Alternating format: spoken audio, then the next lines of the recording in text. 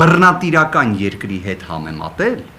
այսինքն որ ինքնին երևույթ, հա, որ եթե կալանքները շատ են, դա բռնատիրական երկրի, իդեպ ոչ թե ավտորիտար, այլ հենց բռնատիրական երկիր ձևակերպումն եմ օգտագործում,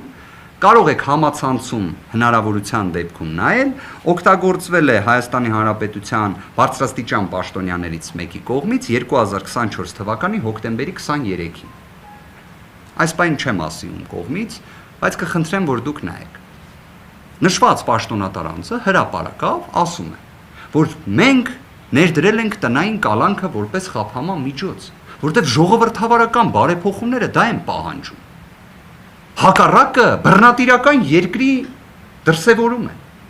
Մենք ի վերջո պետք է հասկանանք, որ այդպես չպետք է լինի։ Այսենց մտքեր էին արձանագրվել։ Սամվել Կարապետյանի դեպքում 5 ամիս է միայն կալանքն է գործում։